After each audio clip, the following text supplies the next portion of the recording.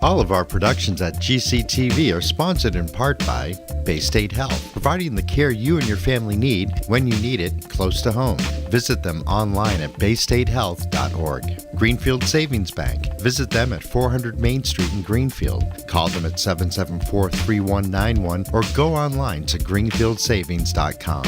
Greenfield Community College, providing access and excellence in higher education in the Pioneer Valley. Visit them at gcc.mass.edu.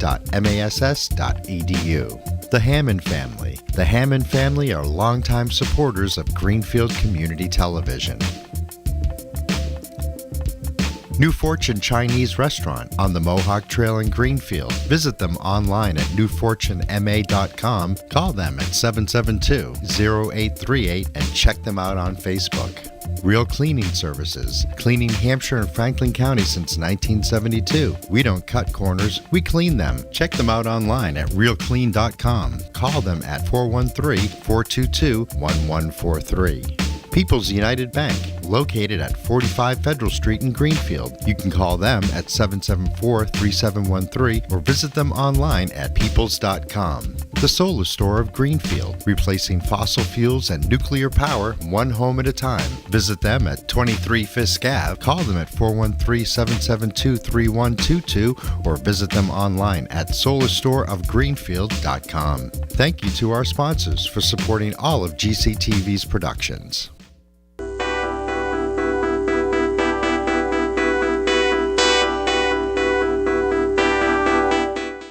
Welcome to the fiscal year 2019 budget discussions meetings. This is our first of several. It is budget season, and that's a lot of fun for the Ways and Means Committee. So welcome to our party. We're going to go ahead and get started here. We're here at GCTV Studios, 393 Main Street on the 3rd floor. Today is Tuesday, April 10th, and we were supposed to get started at 5:30, so we're a little bit behind. I'm going to call the meeting to order at 5:44. And the chair statement. So this meeting is being recorded, videotaped, and broadcasted. If any other persons present are doing the same, please notify me at this time. Seeing none, we'll do a quick roll call. Counselor Alice, oops, I'm checking off the wrong boxes. Counselor Alice is not here yet. Counselor Mayo? Here. Counselor Pifrom is not here. Counselor Sund? Here. So we do not have a quorum, but that's okay. Tonight we will just be discussing the budget in preparation for our recommendation vote later in May. So without further ado, we have no minutes to approve. We do not have a public hearing tonight. There are no motions. It is purely discussion. And so before us, counselors, we have a few documents that can help guide tonight's conversation. In lieu of a complete budget book, we have been provided with documents including budget highlights, including the overall financial view of this year's budget, as well as printouts of departmental budgets. Joining us tonight is Mayor Martin and Director Braccia. And so I will welcome them both to, I need to the bullpen, can we call it that? Just kidding. Welcome and thank you. I know it's a lot for the next few weeks. So I really appreciate you guys being here and all the work that's been put into this budget. Now let's dissect it. Thank you.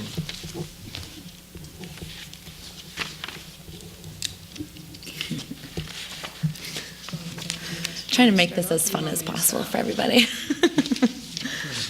All right, so I'll start with the budget highlights. These are basic, by category, what the big changes are, small changes, no changes, if you will. The first one is the town council. There's a reduction in wages in anticipation of possible roles shifting with the impending retirement of the town clerk. We don't know what's going to happen, so if we need to do an interfund transfer later, we can do that. This is just trying to prepare for what might come down the road with the shifting of roles. The executive department.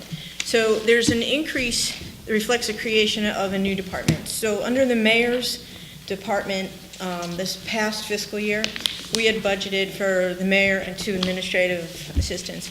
We filled one of those positions, and instead of filling the other position with administrative assistant, we had a director of administration.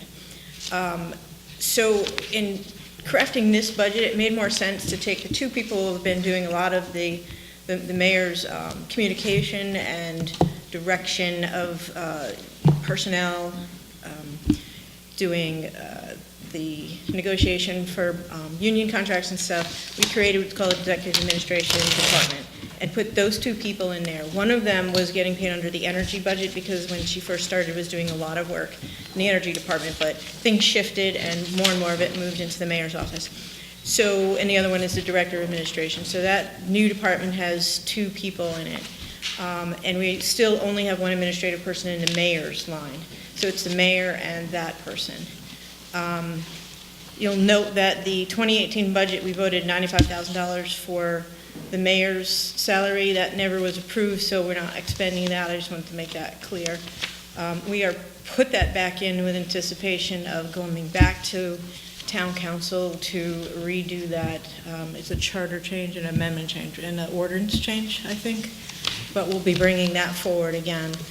And the economic development team is made up of 2 people part-time working in economic development. One is John Lunt, who will be doing GSET and economic development, and the other is MJ Adams, who is currently doing our block grant community development.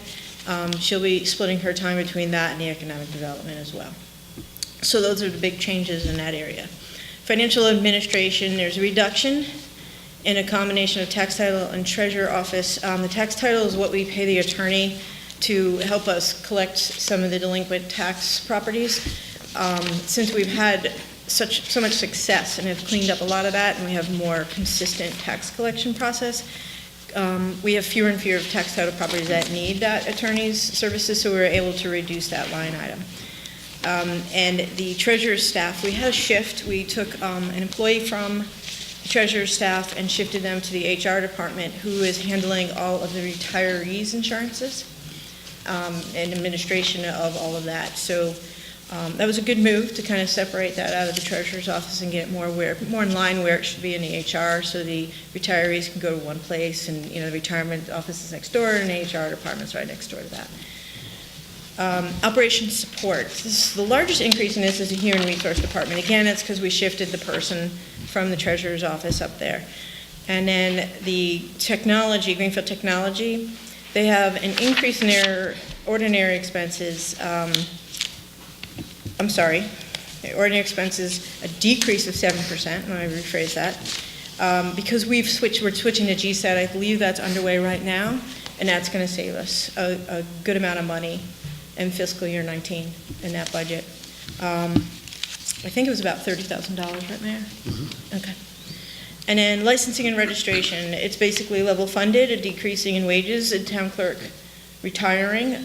Again, there'll be some shifting. We don't know what that's going to be, but we suspect that bringing in a new person would come in at a little bit less of wages until they get experience and time. Land and use development, it's level funded. There's a decrease in staff hours. And because of the decrease in staff hours in that room in the budget, they needed a plotter. So we had them budget that in fiscal year 19 so they can make that one-time purchase of $15,000. It is under the threshold for capital, so we couldn't put it through that process. And once that is done in fiscal year 20, we expect that department to decrease by that amount because it's just a one-time purchase. Other government. So overall decrease, in part due to reduction of school maintenance manager wages. So last year when we were doing the fiscal year 18 budget, we had expected to combine the custodial maintenance services with town and school. That didn't happen, and in the 18 budget we had moved those wages over, so we've reduced that budget by those wages. It's not a clean decrease because now with the Council on Aging moving to the community center, there's some new expenses that we budgeted. We don't know yet what that's going to look like, so we budgeted some additional things for that. But it wasn't, I think it's like a $10,000 difference, so it's a $30,000 increase between those two line items. Public safety. That's in part due to the school resource officers, and I need to add something here. When we were building the budget and we were putting the numbers in, I was sitting at the computer and Mayor's dictating some numbers to me that had come across. We had a clerical error between us, and we inadvertently budgeted 2 at 101,000 instead of 2 at the 50, about 56 and change, whatever it was. So it's 101 over that we need to amend during this process. It was completely unintended. Well, that's fascinating. Isn't it? So the cost isn't as much as, we all originally thought. It's not $250,000. What's that? It's not $250,000. No. Okay. No. And I think the mistake was made because when we were first talking about it, we were talking about 2 new vehicles, but we decided to not do the 2 new vehicles, and they would retrofit some of the existing vehicles.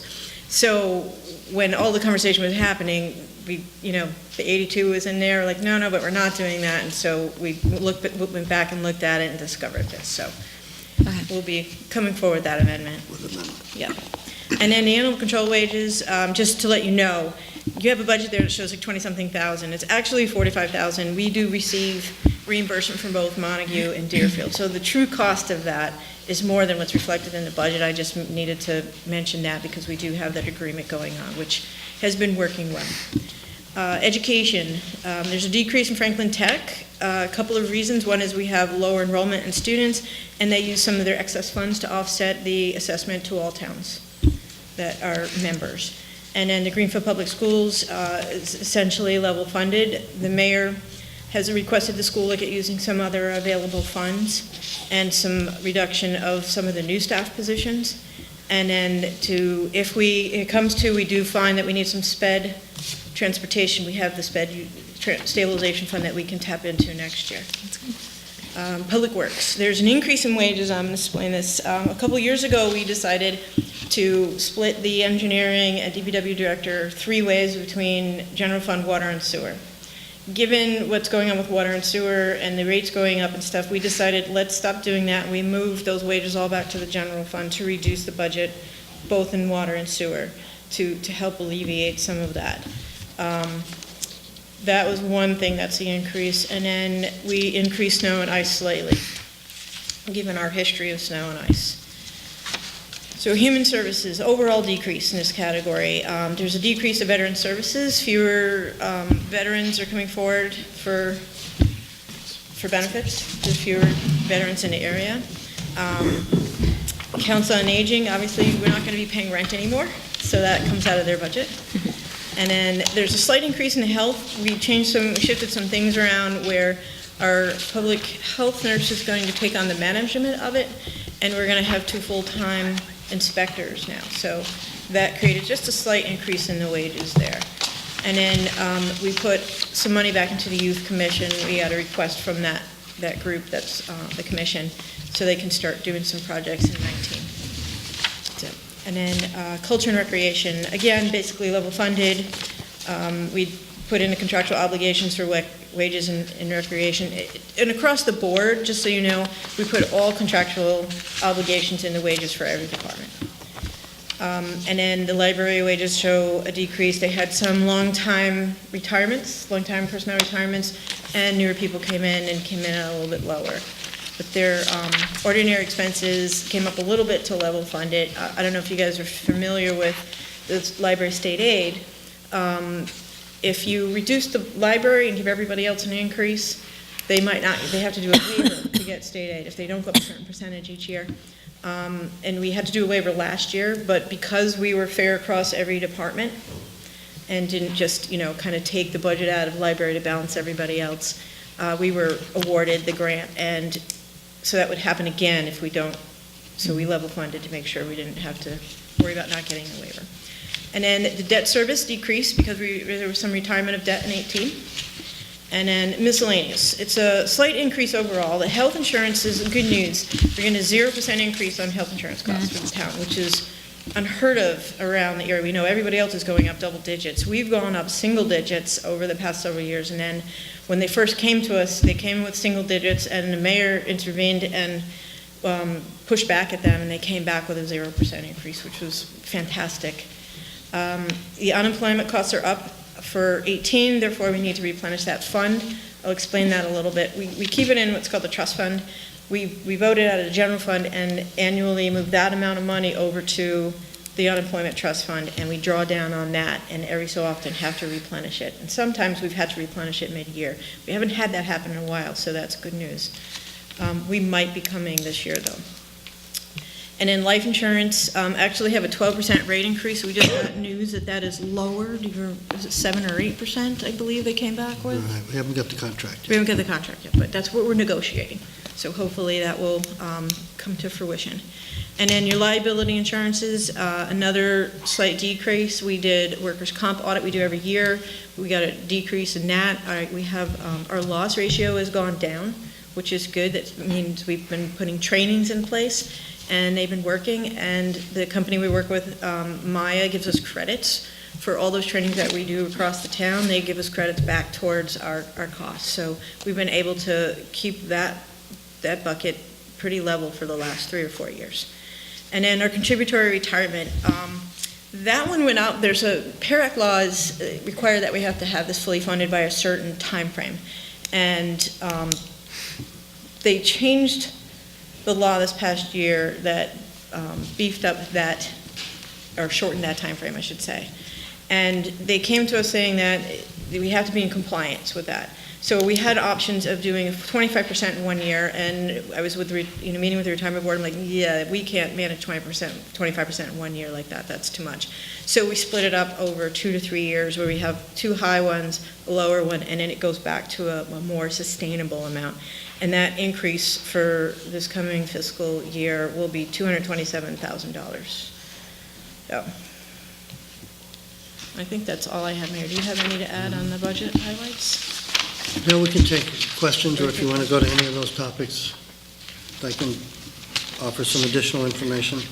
For instance, on the retirement, the PIREC increase is raised because the rate of investment is going from 8 to another number, 7.5 or 7 3/4. Right. We agreed several years ago to pay this off funded liability for pension or retirement by 2038.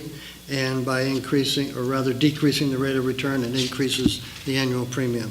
So actually, I was not aware of the 25% increase, but the We can do it. the increase now will show a minimum of $227,000 increase per year. It had been hovering around $340. So that's the fixed cost that goes up fixed. Yeah. Do you guys have any questions on this, or do you have any more to add, Mayor? Yeah, no, not to that. I want to just first apologize for the budget book. We haven't been this late. It's a very complete book, even though it's an update from everything we had last year. There's a lot of new information in there. It takes a lot of hours and days and people to put this thing together. So if it's possible, if it's legal, and if it meets all the municipal finance law, we can extend your date to final vote on the budget, allowing for this extra time, depending what the Mass General law is on that. This budget, FY19, is my 9th consecutive balanced budget. It's a financial snapshot. It's based on the best information available in March. The state revenues and assessments cannot be verified until the state budget is signed by the governor in late June. Tomorrow after 4 o'clock, the House will come out with their budget, and we'll probably have new numbers. Chances are new numbers in most different topics and categories. Our focus is primarily based on historical estimates of past revenues and expenditures, analysis of departmental requests reflective of actual current expenditures and growth, future sustainability, fixed costs and contractual obligations, and impact on the property tax bill. This process lays the foundation for constructing the overall budget. The total increase in the FY19 budget is $646,300, and wages represent 84% of that increase. The tax rate increase is 0.29 cents over FY18.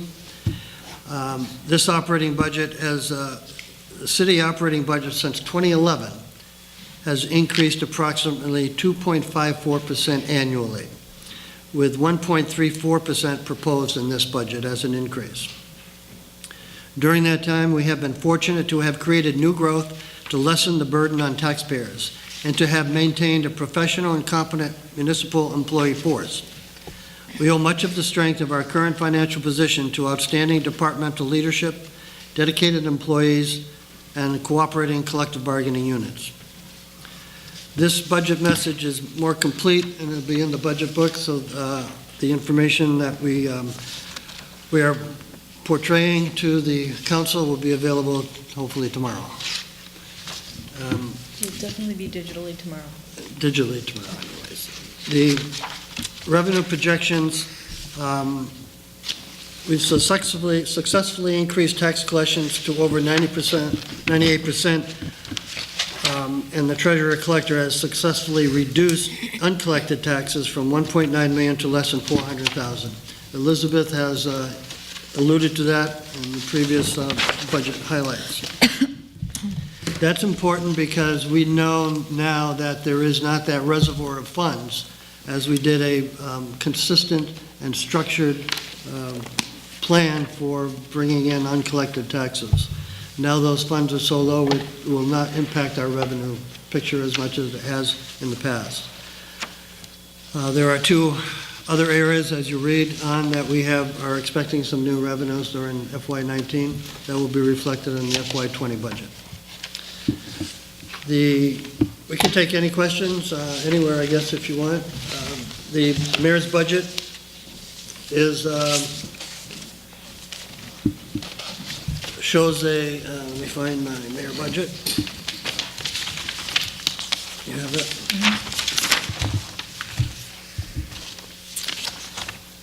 So as Elizabeth noted, we moved one position from energy to the mayor's office, and instead of hiring two administrative aides and assistants, we hired one. We've moved general executive administration to the mayor's budget, whereby that was paid from a number of different departments. I forgot to mention that. Yeah, it's okay. And economic development, as Elizabeth mentioned, we are taking $20,000 for community economic development and $20,000 for GSET general manager. For each would be 25% of their salaries. The other 75% comes from, in the case of the economic community development director, comes from the block grant, CDBG, and in case of the general manager for GSET, comes from GSET.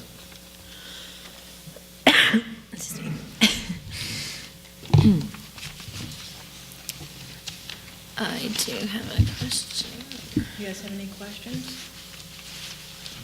I have a question. It's moving back to the miscellaneous fund.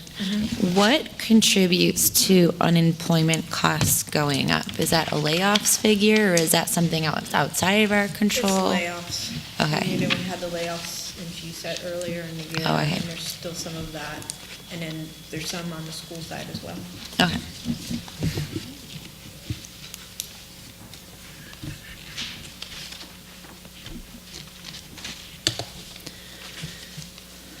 GSET, the gift that just keeps giving. Counselor Sund? Yes, I'm really interested in the resource officers. Okay. And there's some things that saying they don't want them. Some parts, that been in the paper and heard different people that they don't want the resource officers. And I want to know what mayor's input is on this so I can pass it on, that the children are going to feel safer in our schools because of what's going on with that. So we have, currently we have one resource officer. We have a scattered site school system. In other words, we have 6 different locations where we have schools. It's very difficult for that one SRO, we'll call them, to go from one site to another. And actually, primarily, his attendance is at the high school for the most part. So as we've all become aware of the unpredictable situation around schools, in particular with the violence that occurs, and usually from an external force, that the most quickest and efficient way to protect our students and our faculty and administrators is to provide police in the school environment. The cost is documented in the police budget.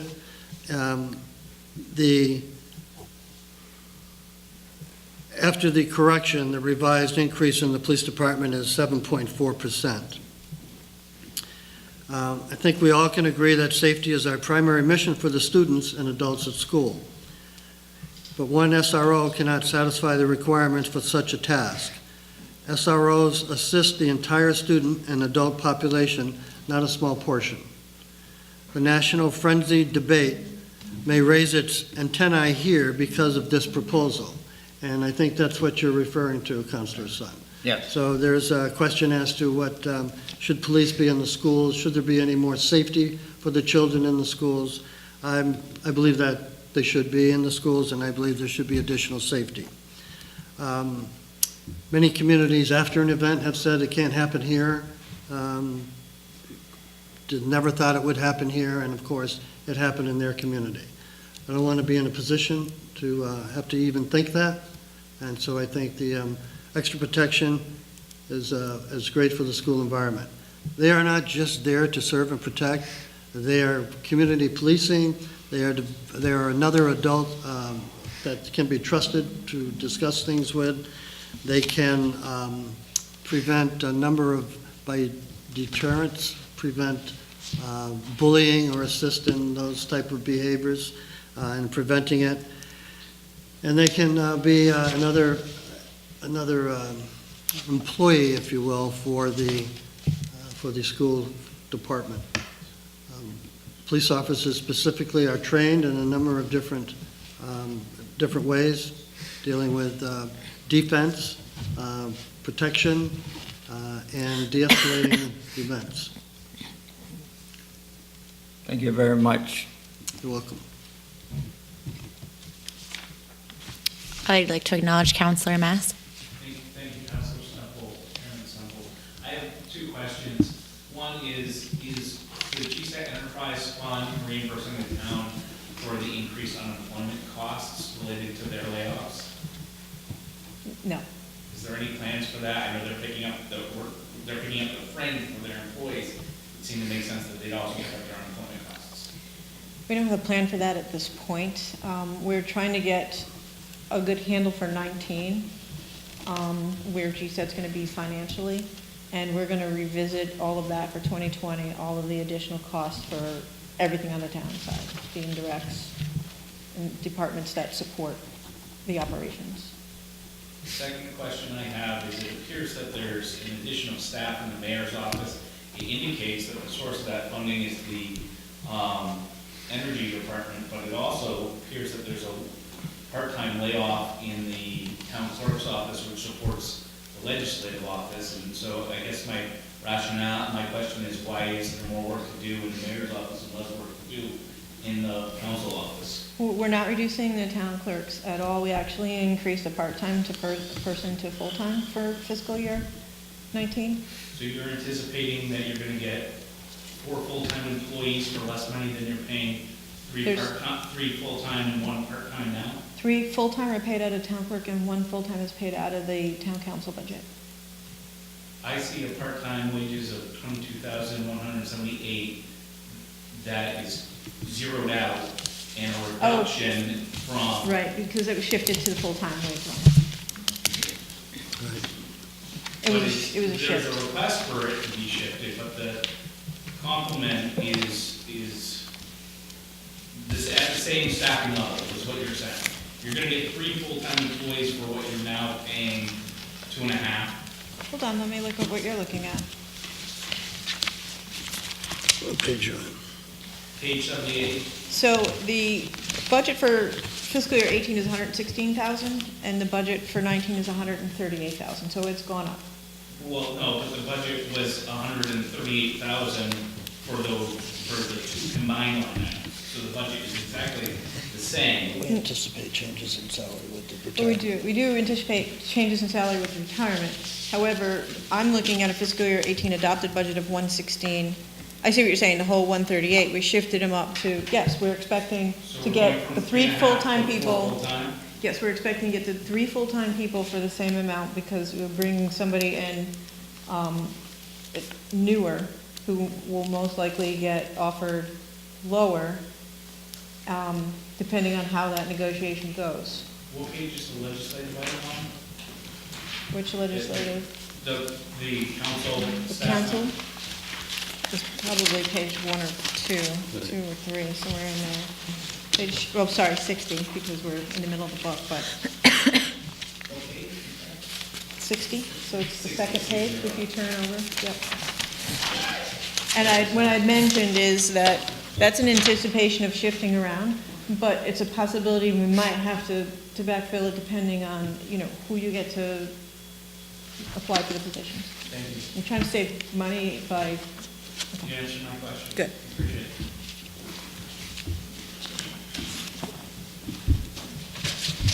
This is either chapter Counselor 164 Alice?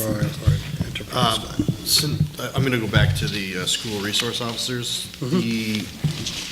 I saw in your highlights, and I know you just said there was a revised number, and I may have missed that. there will be, we're gonna be reducing it by 101,000. Okay, It was a clerical error. so the number is going to be 101 or reduced by 101? Reduced by 101. And what was the number originally? The full amount, I don't have it in front of me, it might be in I my, guess it might my be in my question is, bin, what's but I the- think it was 100 and, What is the increase going to be For the department? for the department, so, for that for those two positions? can I grab my sheet? I believe it's 134, So that's and we actually then, they put 101 additional to that 134, but let me verify. if it's in here, I Yeah, just it's don't see it. 134. It's 134. I don't see it in here, but I recall. Okay. It's two offices at 60 and 14,000 for academy. And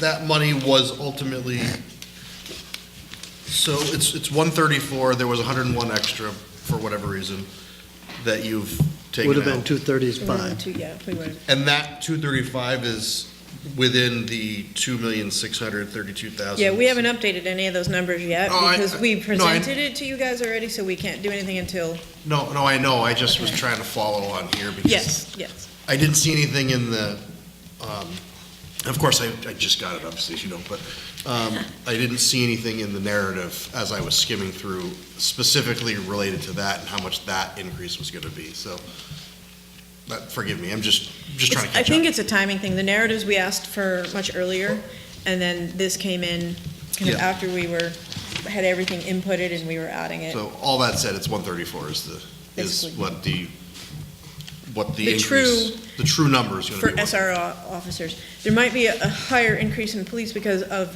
the contractual negotiation or contractual obligations. That's fine. My next question is, if I still have the one. Yes, go ahead. Cruiser leases went up 42,000. Is that one more cruiser, or how are we? I thought we were on a cycle, so that's what I'm We wondering. lease 3 at a time. Right. So we are in the second year of one lease, and that'll be the first year of a second lease. So we're staggering those leases, so it's not every year, but it's like every other or every 2 years. Right, I was So we're under in the that impression it was cycle.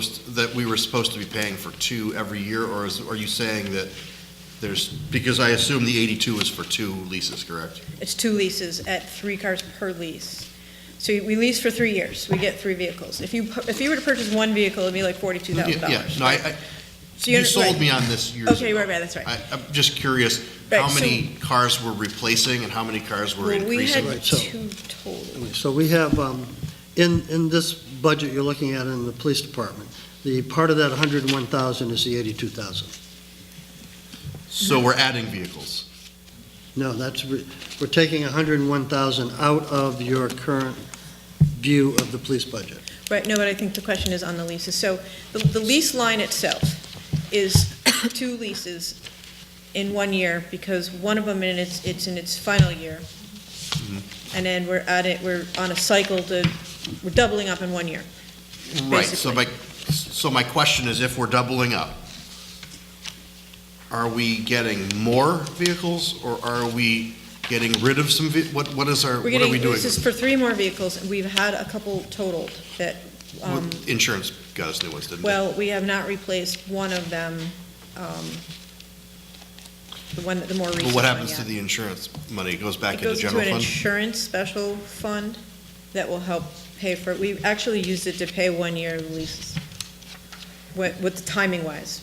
I guess what I'm wondering is, are we increasing the number of cruisers that we have? Yes, the simple answer to that is yes. It's to get 3 new cruisers So next year. We currently have over 17 cruisers. Okay. We don't have that many people. I mean, we do have that many people, but that's a lot of cruisers for shifts of 5 and 6. So I'm just curious, are we Well, you know what? increasing the cruisers for a reason, or are we? So the police department, public safety is next week, so maybe this is. I can Yeah, certainly I ask think it next would week, be then I'll have a a week good to conversation to digest it, have with the police chief and what the plan is and what that looks so. like. Okay, thank you. You're welcome. Just for I don't wanna vehicles, we speak for reduced him. from 22, 3 years ago, to 18. That's our total vehicle. So you can also verify that with the chief. That was the plan. So I was one short then. I thought we had 17, but if we have 18, so we're going back to the 22 mark? Is that what we're trying to No, do? no, no. I think he's going to retire. These are replacement. These are- Oh, okay, that's where I was trying to get to. Yeah. Yeah. We're not increasing Not adding. vehicles, we No, no, are no. It's 18. replacing. Okay. Thank you. Sorry. Sorry, I didn't. understand. Okay. Oh, okay. Any of my committee? Okay, Counselor Mass. If we're not adding new vehicles for the police department, how are the school resource officers getting their job? And between schools, as it's been reported that they'll do? Well, if this goes through, do you want to take that? No, go ahead. If this goes through, we plan to take some cruisers that are already older and not in, or would be coming off. And I guess they have to be unmarked vehicles for them to use to transport students. So they're going to take some of those older cruisers and fit them to the resource officer use. So if we don't add the 2 new school resource officers, we have 2 other vehicles that are otherwise serviceable. I can't answer that. I don't think they could be serviceable for constant use, would be my guess, if they're going to be used just for resource officers. And the school As- resource officers working less shifts than our regular police officer? No, but There are regulations with vehicles and SROs, so I think the police chief would be better Yeah, qualified to answer that question. yes. Let's see, I did have a question. I have a question concerning positions, particularly economic development being part-time. Do we have any anticipation of when that transition will be final, and will we be seeking a full-time economic development person in that role? The plan is to, between now and July 1st, to make the transition for those 2 positions. They're all, the CD administrator at this point, I don't like to use the name, but the CD administrator at this point is assisting in a number of different economic development projects, as is the general manager for GSET, as is the planning director. There is no plan to create a economic development director. I plan to utilize those 2 positions, those 2 different people's skills to promote Greenfield. There is, in the block grant, we'll hire an assistant administrator who will be taught by the economic development community director on the block grant process and be able to eventually, in a year, take over that position. Those are 100% funded by block grant. And then my other concern is, over the 3 years I've served, I've seen a lot of positions being moved from full-time to part-time, days removed from their schedules, in order to keep a balanced budget. I'm concerned how often are practices like this contributing to talented employees leaving Greenfield, where we need their energy and their spirit and their good work, to join other communities. I haven't seen it. I have. I know one. Yeah. I think we know the same one.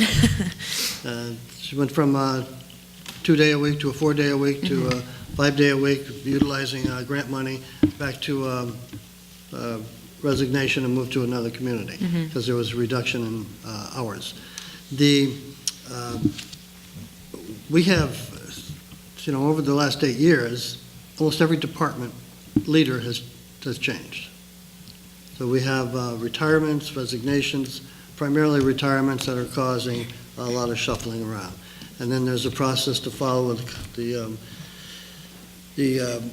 bargaining units to have people bid first before it goes to advertising in different locations, so we comply with all of that advertising and those refilling, or then we advertise. So I think Greenfield's a very exciting place to work.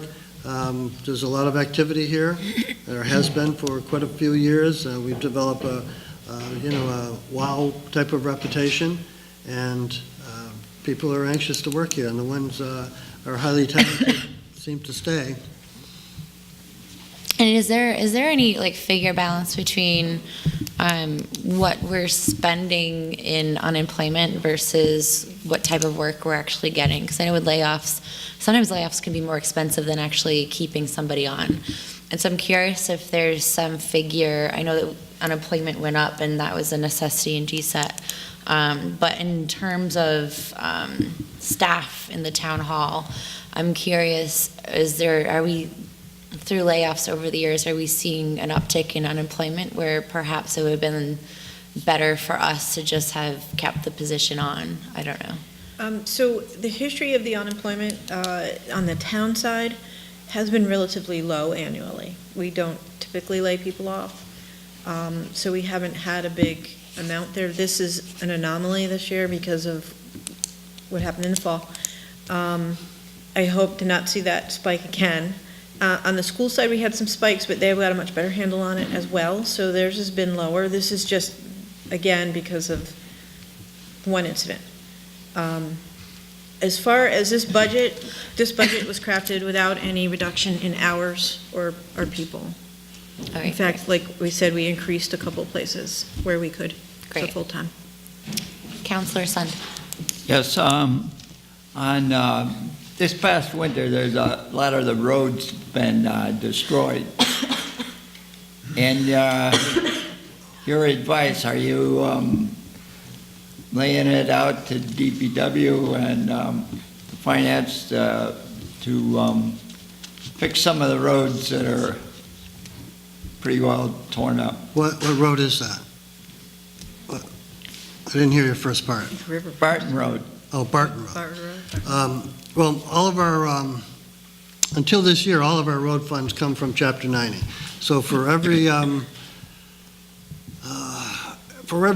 million that the bond for Chapter 90 goes in to the state, we get about $330,000, or 3.3%. So at a $200 million bond that's out now, we're going to get about $660,000. That's going to be our total Chapter 90 money. 4 years ago, when they had a $300 million bond, we got $960-something thousand. So that's all we have. This year, you'll notice in the budget is that a request for highway funds, general highway funds, to do more than what we get from the state. That's going to be released in probably 2 or 3 weeks. Again, it's late. Again, by the time we get out with the RFPs for the paving, it's going to be high competition. All the cities and towns will be out. So we're going to shrink the mileage we're able to get out of the Chapter 90 money. But Barton Road is at the top, not at the tippity top, but at the top tier. We've got roads that are in worse condition than Barton Road. For instance, we have a capital plan improvement request for Scout Road. It's only a couple houses on it.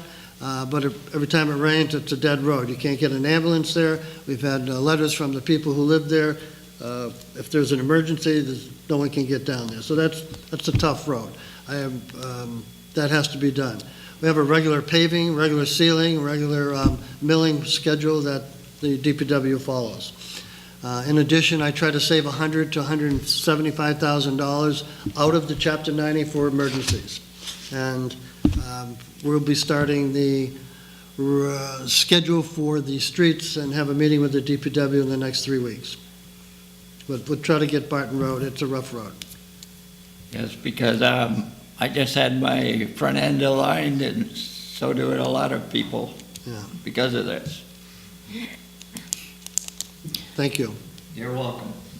And I just have another question about, I don't remember last year, we thought it was a great idea to combine maintenance with the schools in the town. Will that ever be re-looked at, or is that something in negotiation and contractual stuff that was just, it's off the table? That's a good question. The school department, we spent a year, maybe more than a year, trying to come to a memorandum of understanding, first with the facility management.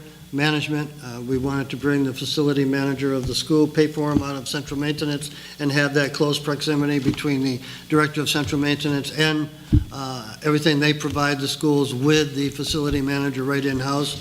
We were unable to even begin that conversation. I don't know if there is a contract with that person now. There wasn't about 6 months ago. The MOU was also in works for human resources. It's my view that every municipal employee should have the privilege of professional human resource services, not a spread-out system that occurs in the school department. We were unable to come to an agreement on that. So we were already planning on taking over all of retirement from the treasurer's office. We've been planning that for three and a half years. We were able to finalize that this year and move them into HR, but we've reduced the wages from HR because we couldn't make an agreement with the school department. Let me just add that the school department also impacts a number of other budgets, obviously. So you astutely observed the unemployment line item, which the town has to pick up for the different types of strategies used in the school department, and we have no choice. My theory, that I'm so knowledgeable in my 3 years here now, you can always be more efficient, but you certainly can't cut your way to greatness.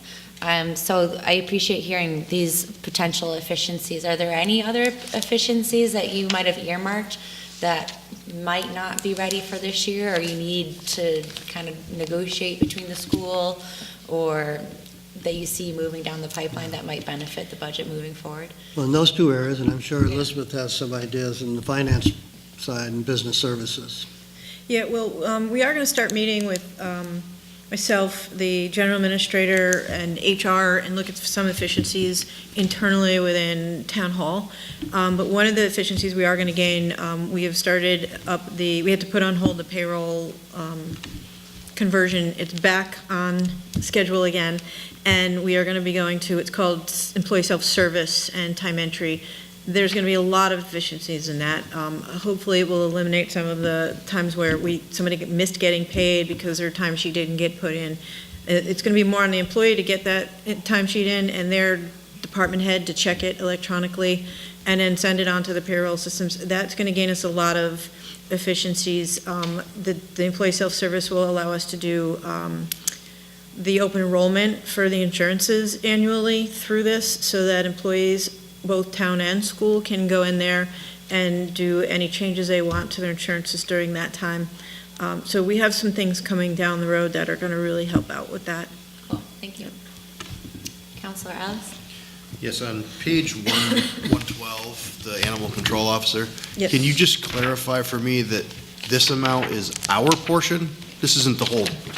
Right, in the budget recap, I talked a little bit about that. Oh, The did I total miss is that? I'm sorry, I was late. 44,000. Yeah, the wages are like 44,500. Yeah, I saw that Yeah. in that 45,557. So this is in fact just our portion. That's correct. So this is 50% of the The whole budget? Yeah. And is that also, and again, I'm sorry I was late, so I missed half of your, Oh, you missed or that almost all of speech? your Wow. speech, so I'll catch up with you later, you can give me the speech. Okay. But is that also for veterans? Is when I go to veterans in this book, is that our portion? No, or it is comes that in different? differently. So for the veterans, that has to come into the local receipts.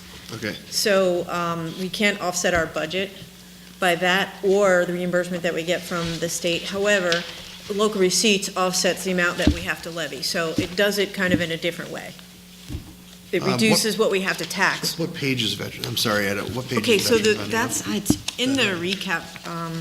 Oh, it's only in the recap? Yeah, I actually have the revenues here. If you want to see it, it shows you where we bring in.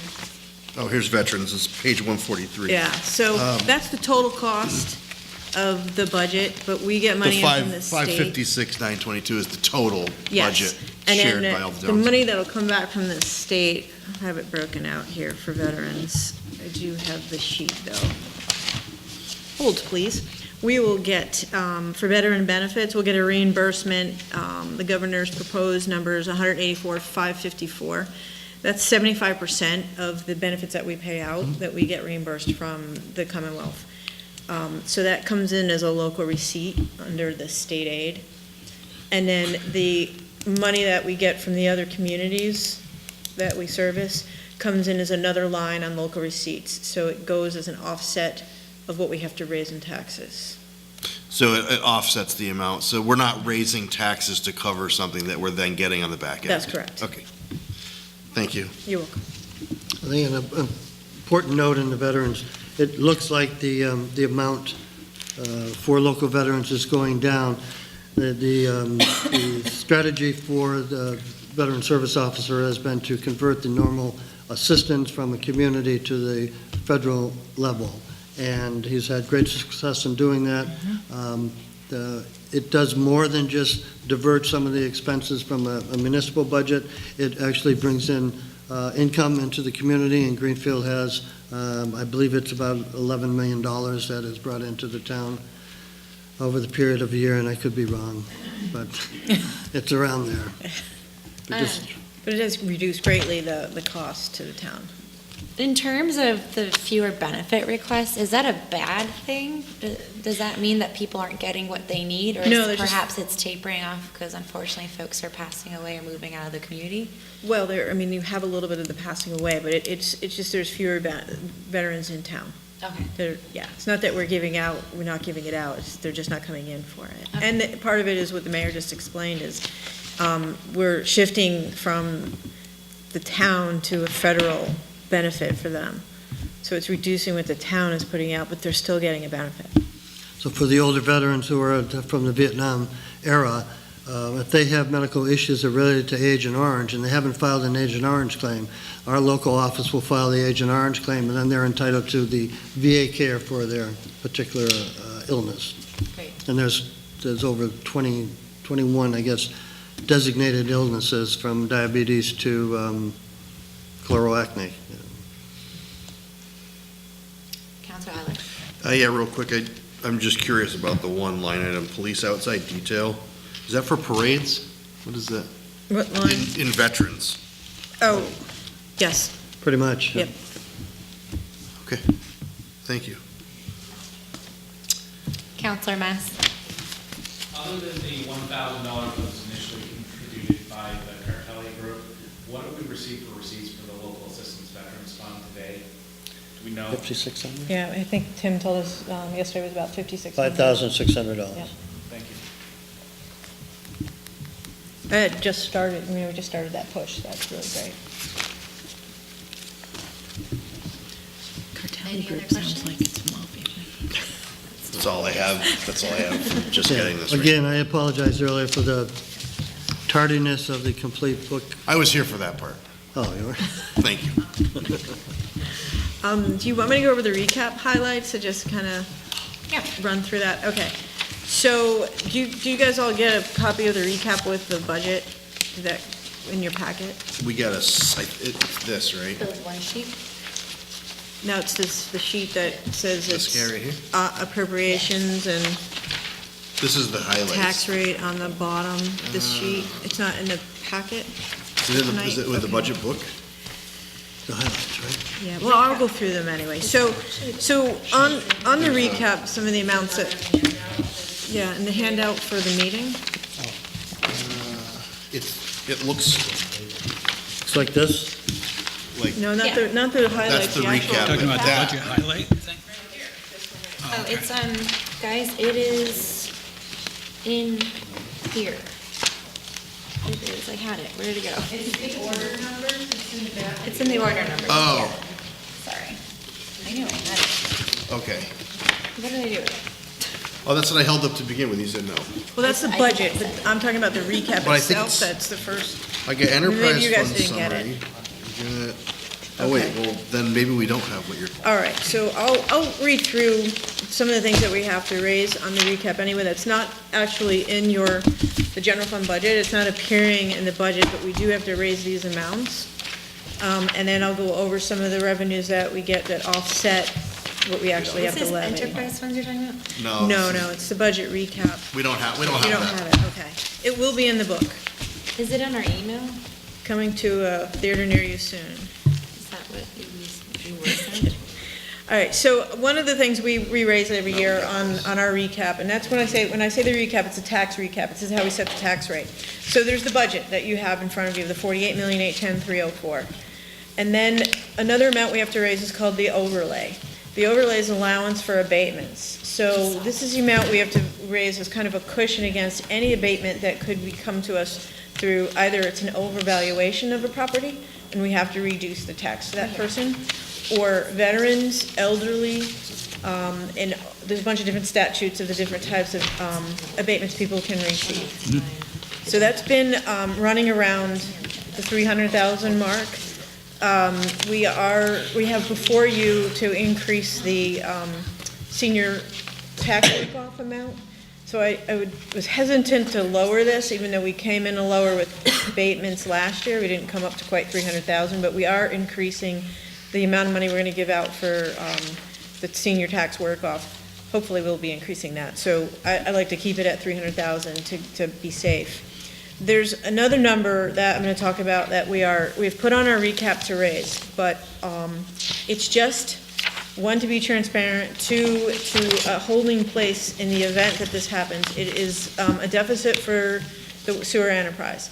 I ran the numbers today to look at and kind of estimate at where we'll be at the end of the year, and it looks like we might not have a deficit at the end of the year, so this is a placeholder. Just to be sure that we're, showing you the whole picture that could happen. We're tightening up on the budget so we don't spend it all down. If we don't spend it all down, we will not have a deficit at year end. But I just wanted to put it in there and explain that. You have a question, so I'm gonna wait. I'm not supposed to recognize you, I think. Yeah, no, that's why Yeah. I didn't ask my question. Okay. So you're saying, I did find the budget recap, we have it Okay, here. good. You were just moving through other amounts to be raised? Other amounts to be raised, yes. And you were at the enterprise deficit? Yes. And so you're saying that is a placeholder, why? Sorry, I was like too In the busy looking event for it. that at the year end, at the end of this year, because we're so tight in the enterprise fund where the budget is, and we did raise to 15%, I know that's very contentious for a lot of folks, but in reality, the 15% is really only a 5% increase on the revenue side because of what I'm told is efficiencies with people having like these, the better toilets that don't use as much water and your washers that don't use as much water, et cetera. So I didn't want us to be blindsided at the end of the year and not have this in here. My hope is we won't be using this at all, or if we use it, it'll just be a small amount. The mayor has recommended we don't spend that budget down, and we are tightening up. So if the revenues come in as anticipated that I looked at last year and said, all right, this is what we got in last year in those 3 months, I suspect we'll get the same amount in this year, maybe a little more. We won't have a deficit if we hold back on spending all the budget. But we do have the sludge thing happening, which is where we're shipping it out, so we're keeping an eye on it. Counselor Alex? So we have that placeholder, which I mean, I understand why you would put that placeholder in there. Right. My question is, what other monies could or would have been used to reduce the amount of this deficit at the end of the year? Retained earnings? Would that have been used? We don't have enough in retained earnings. No, That's why there might but be a if there deficit. was money in retained earnings, that would have been used? Yeah, I know where you're going with it, so yes, that would Yes, have been okay. used. So had we not spent the retained earnings, That's we right. could have used it. Okay, Right. that's exactly where I was going. So I Thank just you. want to, I also want to mention that the recap is just that. It's a recap of what you guys are voting. You're not voting these numbers because they're subject to change. Subject to change because it's the governor's cherry sheet numbers, which aren't in stone yet. We still have to wait for the House to vote. That's pretty much that, and the enterprise deficit, that's not going to be in stone as well. And anything that gets reduced in what has to be raised will actually lower the tax rate, and yes. No, Follow. yeah, just I have a follow-up. Enterprise deficit is not specific to any specific enterprise, is that correct? Well, in this instance, it's sewer. Okay, so it's actually, so this 300,000 would not be able to be used for any other enterprise fund that may be in deficit? Right. Right. I Okay. suspect there will be one. I don't either, this but year. I'm just asking because it Right. just says enterprise deficits. Right, To me, and- that means if there's an enterprise fund, it could be used. So that's what I'm, Well, that's what I'm the trying. water's in deficit, but the water isn't showing that. it's Right, gonna but we be in also now deficit. have a GSET enterprise fund. So But what I'm that's asking. not effective until July 1, so that would be next Okay, year. all right. Counselor no, And Mack? it would be, we have a order coming to the council requesting that the assets, primarily the liquid assets of GSET, be moved to the enterprise fund. We had that before the council 2 months ago, and it wasn't brought forward, and last month it wasn't voted on, and this month, we gotta wait another month? I think we all said we didn't think we needed it because it was for all assets. So basically, I researched it a little bit further, and it's, the fund balance needs to be voted, or it closes at a general fund. And if it closes a general fund, you'll put the enterprise fund in jeopardy next year of being in deficit if you don't let it start with the money that it's earned this year. So, Yeah, it's coming in May. perfect. Okay. Thank you. You're welcome. Counselor Mass? I guess I'm a little confused. There is currently before the council an appropriation from retained earnings for the capital budget out of sewer and water enterprise fund. So, and I just heard that there is no retained earnings. So is it that that funding source does not exist for that appropriation, or that we're in deficit if we appropriate the money from retained earnings for the capital expenditure? Okay, for clarification, the retained earnings in the water department is $225,000, and that's the retained earnings we're voting out for, that we've put forward. It's for just the sewer capital fund. budget. Okay. So the sewer and water are separate.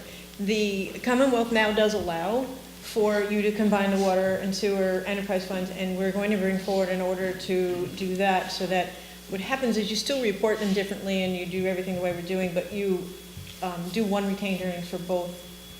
So if you have a little problem in one, and the other one has enough of a buffer, you won't have a deficit in retained earnings. So that's also a strategy, and many towns do that. They combine their water sewer enterprise to one retained earning. So that means, just to follow up on that, so that would mean that if there's a deficit in the water fund, money from the deficit in the sewer fund, money from retained earnings from the water fund could be used for that, that would be raised from users who don't have sewer services? It's possible. But I think there was some reference to the modular office building for the DPW. There's 100 from encumbered from sewer, 100 encumbered from water, and 95 came from, was it 95? 95 from the overlay surplus. 95 from the overlay. So that's already been contracted, encumbered, and those were, those funds are. The deficit in the enterprise fund is covered by the town. And hopefully, as Elizabeth said, the estimated revenue during the last 3 months of the second quarter, the last quarter of FY '18 and the second quarter of calendar year '18 is going to meet that overlay and satisfy it. Any further questions? Okay, so I'll go down the list again. State assessment, that's the governor's budget and subject to change at this point. State qualified debt, that is So can we the, just, yeah. the state assessment, so those include a number of items at the top that are taken off at the top at the state level before we get our cherry sheet. Thank you. You're welcome. Some we should know about is that the FRTA, we have $174,307 taken out that we contribute to the FRTA. There is a special education, no, that's a revenue. No, these are the assessments. RMV renewal. Okay, so that's a total now. So we're going to hit the school choice sending and charter sending. Right. So just that there's a number of items that are put in at the state level for assessments that are taken out of our revenues, our cherry sheet. Counselor Mayo? So, so this number that we have here, the 231,286, would that be considered a placeholder number as well? Well, it is, and usually the House doesn't vote too far off of the governor's proposal. Okay. So it might change slightly. I haven't seen it change drastically. I don't know if you have, Mayor, in your tenure, but I haven't seen it change real drastically. Okay. All right, thank you. So it's a good estimate. So Upper, low? Higher or lower? sometimes it goes higher. Okay. Sometimes it goes lower. Okay. All right, so the state qualified debt is our, it's the 2014 bond obligation, and most of that is the school. It is raised here because it is directly taken from our state aid. That's how they collect it from us. We don't actually cut a check to them. They just reduce the state aid they give us, and they offset it that way. So we have to put it here. So you won't see it in your general fund budget, but you do vote for it when we do the tax rate, and you want to make sure that it's clear. That's another debt line item. The school choice sending tuition, again, this is the governor's proposal, and I don't know, is it subject to too much change on the school choice? Isn't it based on a formula, right? Right, but the school choice sending is actually about 160,000 more, Yes, and I know the mayor noted to that 1.5. we've gone up from 2.2, I think it was in 2014, to where we are now. So we have, 2.5 is, Current. this looks like the line is incorrect on the sheet here. 2585097. School choice sending is a 1.5. It's 2.5. Those will have to, that whole category has to be corrected. The line is not correct. Yeah, it's right here. School School choice- choice sending tuition is 2.5, and charter school is 1.3. Right, sending, but 2.5 is under state qualified debt. School choice sending is under, No, it's not. School choice charter sending school is sending is 2.5. total. Charter school sending is 1,343,000. I must I have it think back. you're doing, I think you're shifting your, oh, it got shifted on your sheet. Right. Oh, we'll have to look at that, okay. So- We're seeing it accurate. Thank you. Way to go, Elizabeth. Yeah. My sheet is shifted. Is that the one you just handed him? It did. Here you go, Mayor. Thanks. So actually, the school choice sending is 2.585 million, and that's up about 300,000 over about 4 years ago. We don't understand that, I don't. The charter school sending is 1.3 million, that's up 150,000. We have, that's money that's taken out of the top of our cherry sheet for education that we do not use here. Is it true? See, that is interesting. So, but however, like school enrollment is up for the district. It depends on what numbers you look at. The DESI numbers are not the same as the one that the school committee has, and the numbers that I have are different than the school committee. So the state doesn't use pre-K, and we have about 130, 140 kids in pre-K. If you add that to, that might be okay for some formulas and submissions and paperwork with DESI, but the enrollment from DESI is, I think, in here. Would you leave that in there? It's in the book. Yeah, so it's not 1,900 and some number, it's less than that. Counselor Alice?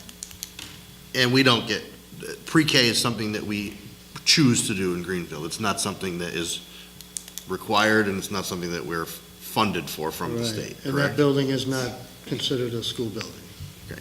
And the school, the $3,900,000, almost $4 million comes off of our receipts, but it is not charged to the schools, correct? Right, it comes off the city's receipts, So it's essentially another $4 million that the schools get. yes. And that's calculated in the total amount that the city contributes to the school department for education. It comes out Oh, to it about a is little in- over $27 million. You know, there's an annual report, it's called the town's Contribution. contribution to the schools, that they Right, file but- with DESI every But for year. lay people like me, if I look at my budget book and I see the total school budget, it doesn't include the It does $4 million not. that Right, we're does not. It does not. paying for the tuition out of Again, district. anything on this recap sheet is raised outside of Right. that general fund budget. I just wanted to be clear on that. So where It would also that does live include the in health our and- budget book, the 4 million? It doesn't live in our budget book, it lives in this recap. So if we give, Under where? right here, the school choice sending tuition and charter school sending tuition. So they take that right off when they I give us our understand state that. aid, they just take it. I'm talking about the pre-K. Pre-K doesn't, it lives in our budget under, I would assume, budget for Academy of pre-K. Early Learning. Yeah, AEL or North But Parish. it's not an amount, we don't get any amount from the state for that. We're doing that all on our own. We do have a we do have a grant Early for childhood. early childhood, Well, yes. we have a grant, yeah, but Yeah. I'm saying we're not mandated to do it, and we're not receiving money from DESI in our Chapter 70. Okay, so now I'm going to go to the receipts. Well, just Oh, do you to want to add, finish? to He's got follow one. up on Councilor Ellis's thought, when the, added to the school budget is the $4 million for the choicing out and the charter sending, but also the health insurance and retirement costs are also added on it. So it does come to, and in our most recent filing, a little over $27 million that the city contributes to education. With that, with a $48 million budget, you can do the math, and that's the percentage of our budget that we dedicate to education. I mentioned in the budget message that we should be proud. We're above the formula. We pay more than we're required to. We have been as high as $4 million more 3 years ago than we were required. We've come down a little, but we're still, I think, close to 102%. Okay. No, I can go. Okay. So now I'm going to go over the receipts that offset all of what we have to raise. Before So we there's- move there, I'm Yes. curious, and maybe the school committees who we should ask, but we've been doing pre-K for how many years now? 5? More than that. 10? 10 probably, 10-ish. Yeah. Are we seeing an uptick, like, is this creating a flow of students into the Greenfield Public School System, or are we providing this service and then people are taking their children to, like, school choice? Yeah, I'm not sure of the Like the flow? enrollment background of each family. But you can see a trend over the past at least 8 years that I've been here, and probably 12 that I've been looking at it, whereby we cannot get up to the triple figures in the 8th, 9th, 10th, 11th, 12th grade. So we do bounce up to 150, 130, 160, around 6 and 7. We have a drop at the 8th, before and after, and a drop at the 4th. So you can see those trends, and we end up in double figures in the high school. 88, 92, 96. I only graduated in a class of 112 when I was in 2005, so I don't know why I know that. Counselor Sund? As far as pre-K, in my eyes, it helps. Because I have 2 grandkids that went through pre-K. My granddaughter's at the top of her class and is a teacher helper in the 4th grade. And so pre-K is outstanding thing to have in Greenfield. I agree, and that the early education has never been any doubt about when to start. The sooner the better. Even my early courses years and years ago, the Piaget was always, he's an early childhood type of psychiatrist and scientist. Psychologist and scientist, said that it's at between 3 and 4 and 5 years old you learn languages, so it would be very beneficial to be teaching a language at that age. So having an opportunity for our youngest in town to have a school is a great idea. I think it needs to be looked at closely for efficiencies and have more children than adults at the school. Okay. On that note, I'm going to move into the receipts. Okay, so the first line, cherry sheet receipts, again, the governor's budget, so subject to going up or down a little bit. The second line is the Mass School Building Authority. Back in past years, what you would do, a project that you got some MSBA money for, but they would give you an annual amount each year. Now they give you the money up front, but this is the last debt service for the middle school and the last MSBA payment we'll get towards that debt service. We currently get more money than we pay out, and I think we have been in that for 5 years now. We were actually ahead of what we actually have to pay, so this would be the last year. You'll see that on there. Sewer and water and directs. I'm going to talk about these a little bit more. In building the budget for the water sewer this year, like we made the change with splitting the engineer and DPW director's salaries between them and moving it back to the general fund, we also reduced the amount of the indirects to just be the fringe, and we will revisit this in 2020. This is to kind of help us get out of that tough spot right now and get some retained earnings built back up. So you'll see a decrease there, and that decrease is specifically for the departmental percentage towards departmental budgets that service or do some stuff for the operations of water, sewer. GSET fringe, this is the first year, obviously, the GSET's an enterprise. This is an estimate of the fringe from GSET for next year. And we will also revisit as GSET gets stronger and more customers and more income, also looking at the percentage of departmental budgets to hit for indirects. But for now, we're doing fringe. Councilor Mayo. You've used that word fringe. Can you explain what that, because this is my first year on Ways Sure. and Means, so I'd like to know a little bit how Good you're question. using it and basically what that is. Okay, the fringe benefit would be the health insurance, life insurance, a portion of retirement. GSET's actually paying for their retirement portion directly. So we do a calculation of what we do. So water and sewer has retirement in there that Got they're it. reimbursing the town. Yep. And so it is their health insurance, life insurance, Got it. and portion of Medicare. Medicare. Okay, thank you. Thanks. And then there's the local estimated receipts. So on those, Just need to let her finish her thought. they represent permits, fees, various excise taxes and miscellaneous revenue that goes into that bucket. We have enough history of these receipts, especially over the last 5 years, to, this is pretty static. This number, I think, is going to be our third year at 4.6 million. It's 4.2, and then 400,000 for the pay-as-you-throw bags. Pay-as-you-throw bags have hovered around the 450 mark.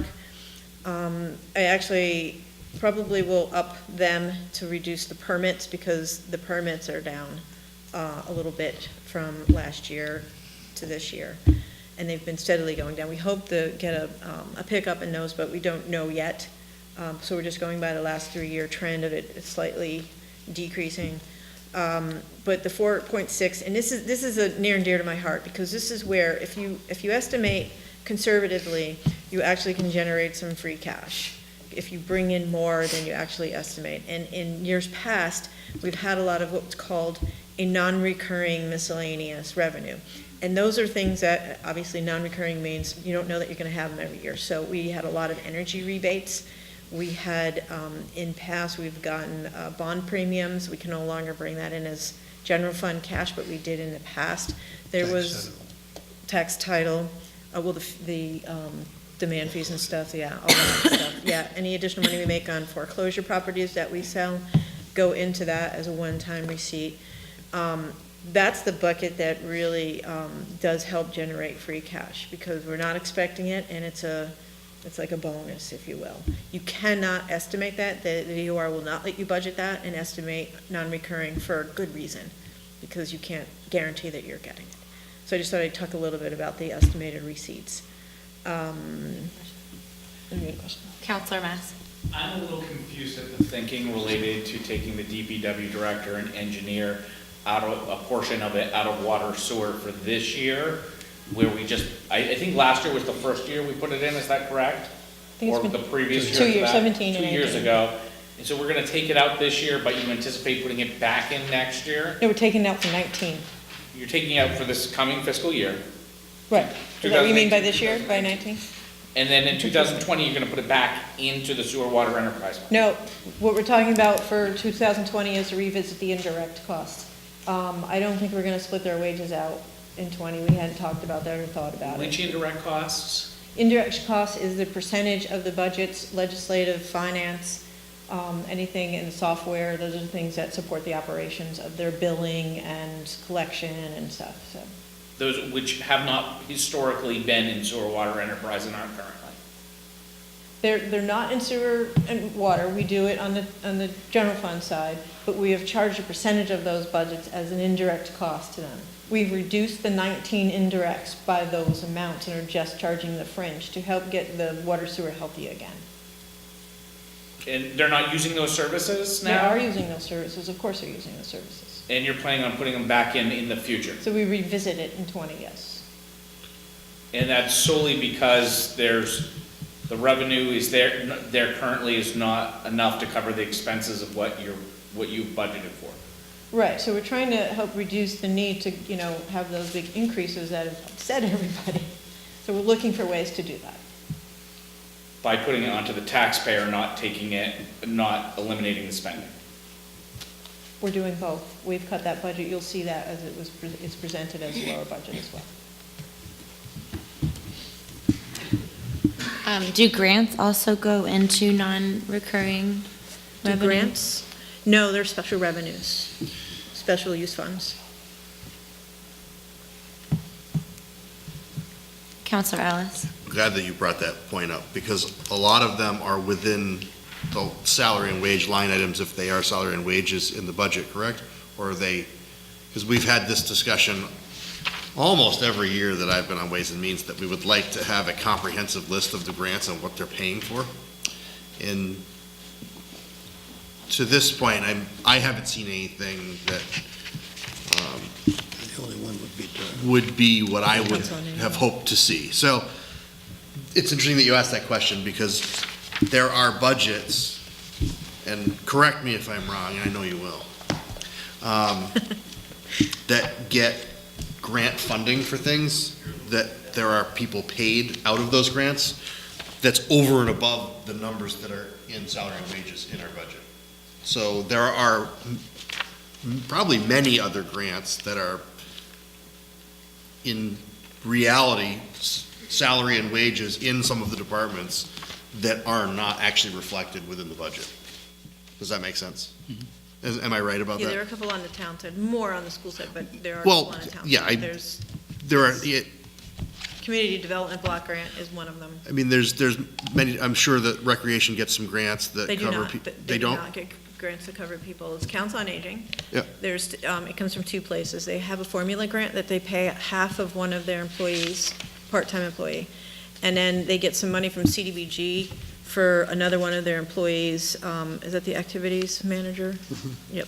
The activities manager gets some money from the block grant to offset those wages. And then the block grant folks are paid wholly from the community development block grant. And are most of There's the, two people there right now. most of the grant-funded positions from block grant, are those in planning as well? Yes. Well, Not for the planning. but not toward the planning department. It is Or the actually, Concom. I'm sorry. it's not the Concom or the planning department. It is specifically for the community development. I guess when I say planning, I mean in that office. I mean, it has been in it's- an office, yes, that office space. Well, they would be moving out of that office space and not dividing them up. I think you get what I'm trying to say. I do get what you're trying to say. There are positions that are paid by grants that are not reflected within our budget. Correct. Yes. Thank you. Oh, Where's the will we get a list of those by chance? Yes. Thank you. I'll make a note to make sure you get a list of those. Thank you very much. I'm also curious, and I know it's a lot, but I always like to get a discount and understand what I'm saving when I purchase things. So it would be fascinating to learn how much we raised in grants last year, if at all possible, just to know what we would have been paying versus what we did pay for the year past in terms of Yep. money found, earned, and fought for. I forgot to mention dispatch. Also, we get a 911 grant that helps offset I the wasn't gonna mention overtime. that one. It helps with the overtime costs in dispatch. Cool. So yes, I can get you a list of what we brought in grants, from fire to police, dispatch. Yeah, it doesn't need to be itemized, energy. but it's just helpful to see that number from Yeah. a high Yes. view. Yes. Councilor Are Mayo? we still in estimated receipts? We can be, Or if you'd do- like to be. Okay. I just had, I'm just thinking about a conversation that the director of DPW had in his presentation. He was talking about increasing the price of the the sticker. And it doesn't look like we're reflecting that, or is that for 2020 or somewhere down the line, or, because, I mean, the way that he was talking is I that didn't know he was. that it was going to be as soon as possible. It couldn't be for 2018, but it certainly, I thought the mentality that he was talking about was as soon as possible, and that was going to be 2019, to kind of offset the water treatment, the costs. Right. So, and that's a good observation. Both of these projects, transfer station and the effluent or sludge removal and disposal, is under study. There's no way to increase anything now because we don't have a way to spend anything. So we've got to kind of hang on until we have a plan. So actually, Councilor Mass spent the day with me in Boston at some hearings, some meetings, and much of the conversation was focused on transfer station and sludge disposal. Admittedly, I brought up the sludge disposal for the other mayors and the others in attendance, but there is hopefully a plan for us to get into for sludge removal. That's going to impact our fees, and the transfer station is a request for proposal that I'm going to put out soon, within 2 weeks, to using the DEP as a template to get the facts on what we have, what we're going to have, what we need, what's it going to cost. If you happen to read Mike Batavia recently in his My Turn, that's exactly what we're doing. It just takes time to get that RFP completed and out. We want to do an analysis of what we have. It's expensive for what we're doing and what we're going to have to do. So not a decision I'll make, but it'll be a proposition I'll bring to the council, and you can all have at it. I just a kind of a follow-up. Yeah. Sure, It's just go that, ahead. the conversation that was had at the meeting that he presented was that it was going to be an expensive procedure, and that he was looking to recapture some of that money as soon as possible, and part of that was to basically suggest an increase of up to 50 cents a sticker, or Right. even 20. I think it was either 25 or 50 cents. That was the two amounts that I heard. Right. And even the minimum would be 25 cents. The more bang for your buck, obviously, would be the 50 cents per bag. Right, so in the plan that he was promoting at that time, Yeah, did not include some of the equipment needed to use. right. So in his capital plan, he had a sludge trailer, but we hadn't moved to the point where we need a sludge trailer. Got it. We were in the, if he wanted to, he could have promoted a transfer station trailer, and then that would have maybe promoted that. Okay. But we're focusing on the sludge. It's an issue. Okay. It's something we got to face, and Okay. there'll be no pay-as-you-go soon Yeah, increase. But it's not to say there won't be one if it's decided after the research is done that Greenfield wants to own their own transfer station, then it's going to cost money to own it. Mhm. And he was not far off at $3 to $4 million just to Okay. start. all right, thank you. So one of the things you don't want to do when you're estimating your receipts is estimate unknown. Oh, And sure. it's still an unknown. That's why we didn't put any money in here for the marijuana tax, because it's an unknown at this point. And, we'll know better for 2020 what to estimate for that, and what happens in 19 will drive that. 2020, and we'll know better. We'll know better. Because hindsight is, anyway. So anyway, I just wanted to make that point, so. Yeah, 420, we'll know better. I don't have any further questions at this point. Do we have any other questions from the committee?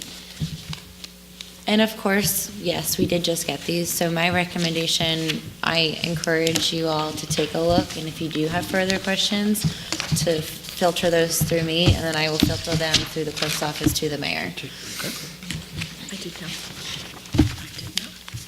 All right. There's so many papers, I don't even know where I am right now. Right here. All right, so thank you very much. No more questions for you guys, but like I said, if we do have questions, we'll email them to you through the clerk. Thank you. And we'll be at all the other meetings as well. Fantastic. Well, Well, most of maybe. Most of us. Most of us will be. So other business, our next meeting for budget discussions is Tuesday, April 17th, so next week. It'll be here at 5:30 PM. We will have the public's, hey guys, the meeting's not over yet. No respect. We'll have public safety so we can, direct all those questions about cruisers and whatnot and SROs that That's good. night. I would just, Yeah, so a motion to adjourn. So moved. Second. All those in favor? Aye. Wonderful. Meeting is called to adjourn at 7:14.